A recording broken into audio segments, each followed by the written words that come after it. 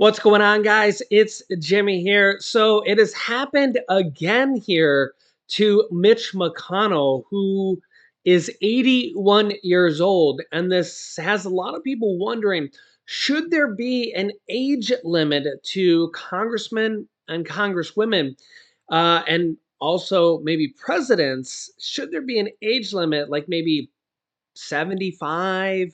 You guys can let me know your thoughts here in the comments. Higher, lower? Should there be? As this happens here for the second time here, Mitch McConnell freezes and struggles to speak. I'll show you the video here in a second. For the second incident just this summer, remember, Mitch McConnell was re-elected to a 6-year term. And remember here that I'll show you the video here in a second. Mitch McConnell is 81 years old. And just for comparison's sake here, President Joe Biden is 80 years old. Nancy Pelosi is 83 years old, although she has stepped down from a leadership role in the House of Representatives. Also, former President Donald Trump is 77 years old, about 3 years younger than President Joe Biden. Both former President Donald Trump and current President Joe Biden, if either of them is reelected in the next presidential election, which is still a little bit over a year away, either of them would be the oldest president ever in history. In history. And whether it's Mitch McConnell, Nancy Pelosi, President Biden, former President Donald Trump, they all say that they're okay, they're competent, nothing's wrong with them. They all say they're okay until they're not. And they all say that age isn't a problem, whether they're 75, 80, 81, and they get reelected to a 6-year term or a 4-year term. President Biden is 80, he would be 81, and then if he's elected to another 4-year term, he would be 85, I think. And if former President Donald Trump, he's 77 now, he would be 78. And then plus 4 is 82. I don't know exactly when the birth dates fall. So maybe 83 or 82 or somewhere in there. Again, depending on when the actual birthday and month falls. And Mitch McConnell was just elected to a 6-year term. But again, a few years ago, kind of makes you wonder, should there be an upper age limit? Remember, there's a lower age limit for being a president, age 35. Should there be an upper age limit? Let me know your thoughts here in the comments section. Take a look at what just happened here to Mitch McConnell. This is the second time this has happened here recently. Senator, you're up for election in 3 short years. What are your thoughts on it? I'm sorry, I had a hard time hearing you. That's okay. What are your thoughts on running for re-election in 2026? What are my thoughts about what? Running for re-election in 2026. That's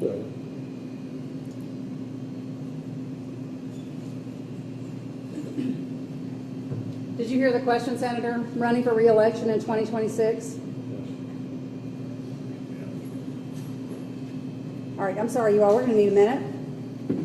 Senator Benny.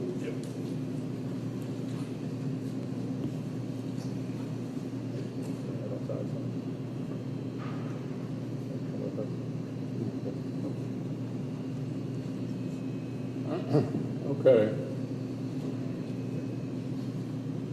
Somebody else have a question? Please speak up. What efforts is Daniel Cameron going to have to make on the campaign trail when Kentucky's over in November? Senator Daniel Cameron, do you have a comment on Daniel Cameron? Well, I think the governor's race is going to be very close. Far and away the best candidate we could have nominated. And at stage has become increasingly Republican. In fact, the governor's gone to Democrat left, frankly. So I'm optimistic that Daniel will be our next governor.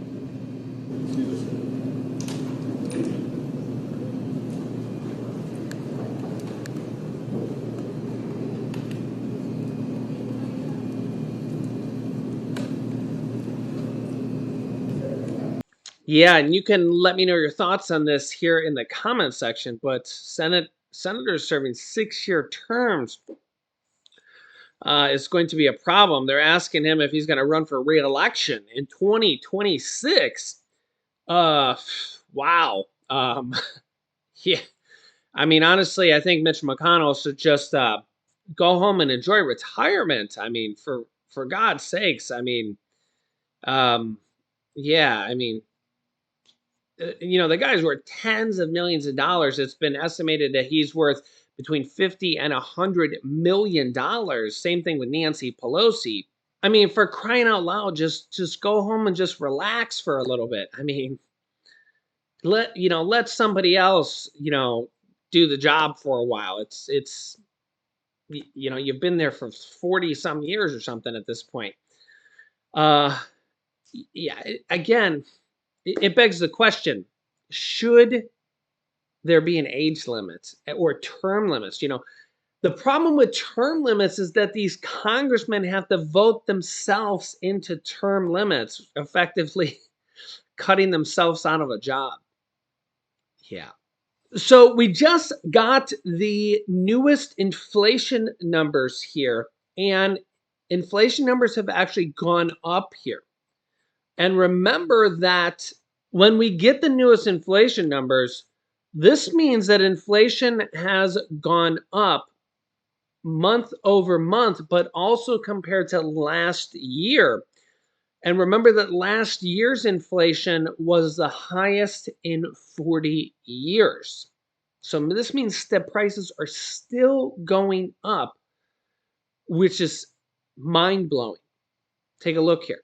This gives us a graph look here of inflation and the Fed's preferred inflation, which excludes food and energy, which is a massive problem for a lot of people because food and energy is a large portion of a lot of people's budget. You have to eat and you have to put gas in your tank and, heat your home in the winter and stuff like that.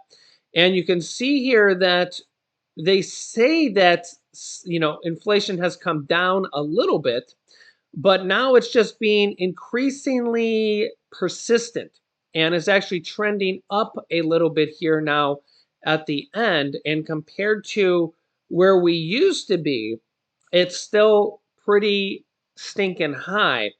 And it's going to be pretty hard to get back to where we used to be. Just to give you a kind of graph look here.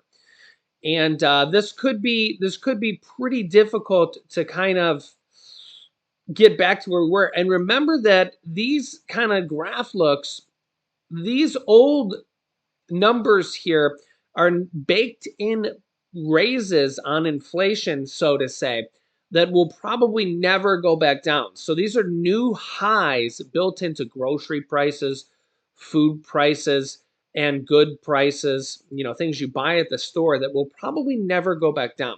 So we're into new highs that are the new norms, And I think we're going to continue to see this happen here.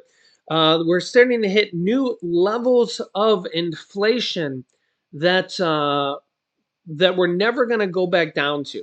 Okay, and this is not just the average. Oh, a little bit steps up, and I think we're seeing this. I just did a video here that I'll link you to that we're really starting to hit massive levels of inflation that are very, very concerning, with these big industries demanding 46% raises that I don't know if we're going to be able to recover from.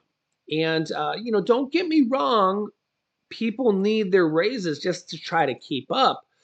And but the problem is the overall concerning trend here for the United States. It's going to impact us all. It's going to make everything more expensive. Cars are just going to start to become unaffordable for the average everyday American. Just as an example here, the average car payment right now over $700 a month for one car. How can a person, an average family, go and buy a new car, let alone two?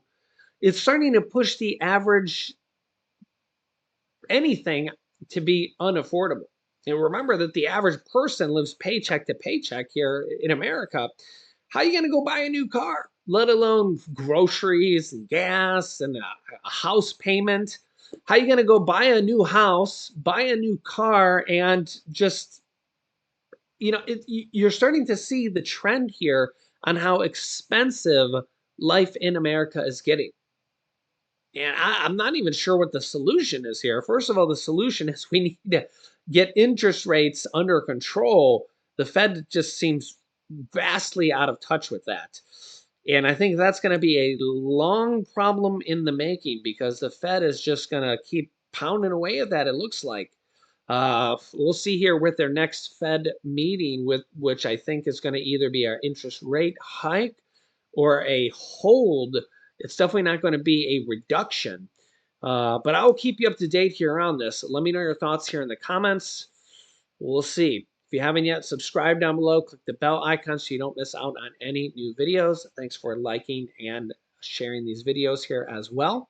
Click here to see why the Fed is terrified, or you can click here to see those new levels of inflation and the massive 46% raises. Click on one of those videos next.